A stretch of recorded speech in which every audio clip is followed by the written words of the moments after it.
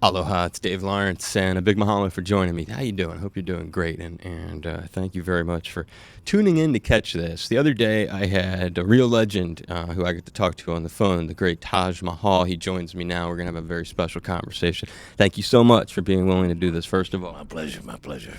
How was the trip out here? Oh, it was great. It was great. We got going early this morning and got in, and everything was perfect. So we're just taking it easy, getting set for the soundtrack now. We're blessed to be here and have Hawaii to share together. And you turned me on to something the other day, Taj. It's a blogger named Miles, and he blogs at birdswithbrokenwings2.blogspot.com. And there's a blog there called Show Nuff Makes Me Feel All Right. And I dug into it, and this is some of the stuff I came up with, and you'll tell me how close I am to the root. The article points out a few themes that I want to go over. Your style of blues is one of those themes, and it talks about how it has transformed through the years to explore musically the bridge from Caribbean and African heritage and roots to contemporary forms of blues as we know it today. That's true, and that's something that I think was really made clear to me from my father. My dad was really the early one in our family, and my mother supported him, and kind of like dialing us into where the good stuff in our DNA came from, and where we came from, and what kinds of things we brought into the Western canon of music, and so it was always pretty exciting. But it was another thing for me when I realized that so many people had no consciousness that stuff was out there. So musically, that's why I went after it. Well, that's a good bridge because actually when you talk about what people are familiar with the blues and what they're not, in this article, which I recommend to folks, Show Nuff Makes Me Feel All Right, it notes how most Americans actually, like Taj just mentioned, are mainly familiar with certain styles of blues, electrified Chicago and Texas blues rock, and that has become sort of the style of blues most people consume today. Right, and because of that, there's an awful lot of people who have had a direct actual, kind of a knee-jerk reaction to it and have never listened to anything else that's out there. And it's a lot larger and a lot wider scape, than people could think about. And then there are all these other people who picked up on their music. I'm like, the Hawaiians 100 years ago, they picked up on ragtime and jazz and blues and whatnot, and we incorporated it in their music just the way like now they're incorporating reggae. It's like it's really living in this music. And then not only that, they're creating their own version of it, and that's what's really exciting. And that's what you wanted to have people be able to hear and be able to find their way to. As they find their way to that, then you have so much more music to listen to, and it's not about waiting for somebody to kind of like blast it in your ears. Is your ears go looking for it, your mind goes looking for it. It puts you in a position of sort of being a hunter-gatherer in music. That's great, a hunter-gatherer in music, because you, in so many ways, are a blues historian / blues traditionalist, one could say. Yeah, I mean, my thing was, coming on to the music. I had a Southern mother who was American, and a father who was from the Caribbean. So the balance between already being a gumbo, from the start, I could feel. I was like, well, why is it when I'm listening to Count Basie, I'm feeling this, and then when I'm listening to not Benny Goodman, because Benny swung pretty hard, but what's the guy? Glenn Miller liked the sound, but it didn't swing the same way. It swung. It's not bad. We're not talking about it, but it was a certain kind of swing. Then I started finding out that it was almost like in the Count Basie band, somebody's got like this big ladle, and every now and then they just dip into the blues and put some right in the middle of the band and let it spread out, and keep that going. And it's, and it's like, and the other guys are doing arrangements. It's just like what happened, I think, with not Dorsey, but Benny Goodman. Benny started hiring who was the arranger? One of the arrangers. I can't think of his name right now. But he was Fletcher Henderson. He got Fletcher Henderson to arrange. And so all of a sudden, Benny, oh man, the band was swinging like heck because he could write down what you had to play. See, a lot of guys couldn't hear that soulful, bluesy kind of swing. Like when Count Basie's band, that swing came from one cat, and that was Freddie Green on guitar. Freddie never played a solo in that band ever. But if you took Freddie out of that band, out of that rhythm section, it was over. You're talking about the importance of certain elements in the sound, that one little divergence by taking that element out, and the sound loses a lot of the direction it was headed in. Oh yeah, that's what's so great about Hawaiian music. I mean, I think one of the most beautiful things I ever saw with Hawaiian music, I was actually, excuse me, not here in Hawaii. I was in Seattle, Washington, in a hotel, and in the morning I was checking out, and I came down with my bags and my guitar, and and all of a sudden I'm hearing this music, you know, and it was so beautiful. This guy was singing, and I came by a door and it was open, and I pushed it open just a little bit. There were like 30 women doing the hula, and one guy with an ukulele. I said, now you know what? That's just you. It just doesn't get any better than that. He was swinging with one little four-string instrument and his voice, and that's what I'm talking about. It's for me. That's the excitement of music everywhere. And you see, I've seen a guy with seriously a 1-gallon oil can with a neck on it and 6 strings in the middle of Africa plugged into some kind of jury-rigged guitar amp. Just blowing your mind out.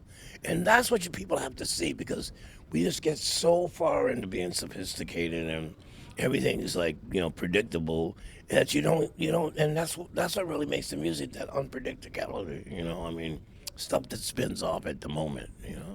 The spontaneity, for sure, and the spontaneity in creating new sounds via maybe a ad hoc instrumentation, the way that you describe. When you talk about connecting the historic dots, sort of like the theme to Show Enough Makes Me Feel All Right, when you think of the blues roots to Hawaii, how do you draw the connection? Show us a little bit of how the blues came to be having a part, permeating, if you will, Hawaiian music.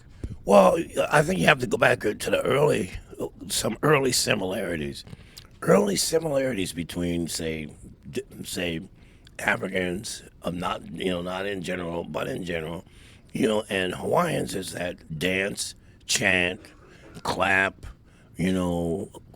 tap, hollow instruments, gourds, create things with bamboo,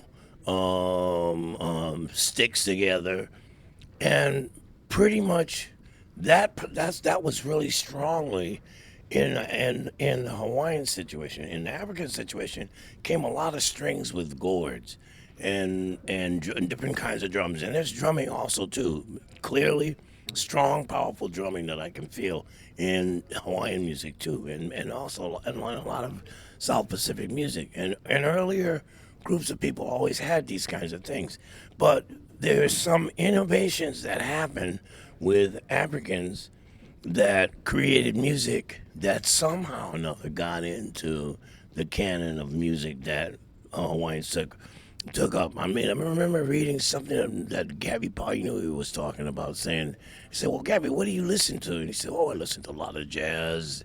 And, I can hear the influence of Portuguese music, Spanish music, Mexican music, ragtime, jazz, to some not so much bebop, but definitely improvisatory type of stuff in terms on Hawaiian music, blues, country music, certainly with the Paniolos, and that whole thing, But yeah, and incredible. The Portuguese music, Spanish music, very big, important links, and those links again connect up to Africa and South America in large ways.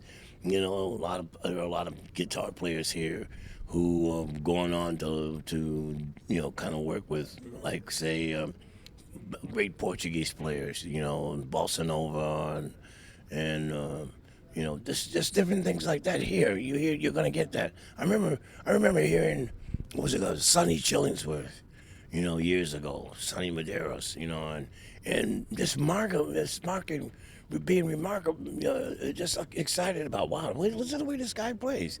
So then years ago with the hula band, we were in Portugal. We were in Évora, and we were in Lisbon, and somebody played a CD over the sound system, and all the guys looked at one another and said, "Hey, that sound like the kind Sonny Chillins was." And so he ran around. It wasn't him, but it was somebody playing a Portuguese style slack key. Whoa! And so everybody went out, ran out and got the CD, and made copies and everything, so we could hear it. And we met all these people like that, and it's just that, it's a bigger resonance. It's almost like it's like what we know nowadays, and then what we would have known if they had gotten hooked up with Nikola Tesla. You know what I mean? And so that's all out there, and the music is moving like that around the world, around the globe. Sometimes because people move from one place to the next, or sometimes these people over here are, have an open resonator, and something happens to fly in, like reggae flew in, boom, got a home, growing, well taken care of, well cultivated, so. That's a great example too, and that's sort of how almost invasive species sometimes arrive in a place like Hawaii too. As he was describing it, you can really, like, because we'll get like the coqui frog, which will come and now they'll make so much racket, but it has a connection. Another note which I got out of that article, which I just wanted to touch because I know you don't have all afternoon, and I do want to hit on this before. A theme is your take on West Indian and African roots and how you've taken that and merged it into what is arguably a quite modern contemporary sound that you have. Yeah, well, that's what.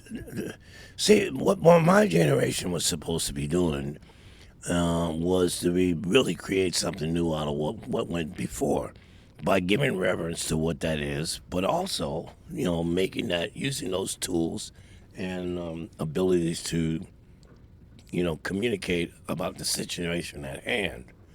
And oftentimes, what has happened because of the commercial, pressure, is that the artists tend to go up in a direction like this. Like just recently, I purchased a copy of a DVD called Still Bill, and it's all about it's a documentary about Bill Withers, because in the middle of, not in the middle, but somewhere in his career, it's obvious that he just turned his back on the whole thing and walked away and left big money on the table.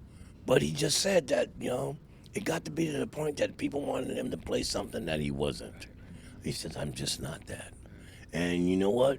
I really wish I had whatever it was to I forgot what kind of gene he said he wished he had.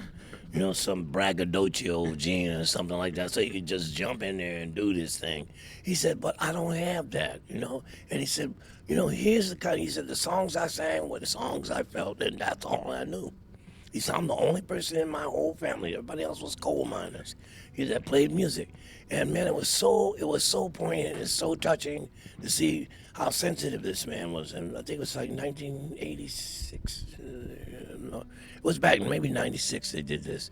And 96. And, showed him at his 70th birthday party, and I remember we had hooked up a little bit along the way and admired each other and admired each other's music, and but that's what I'm saying, is that there was so much pressure to put out some kind of uniform project, and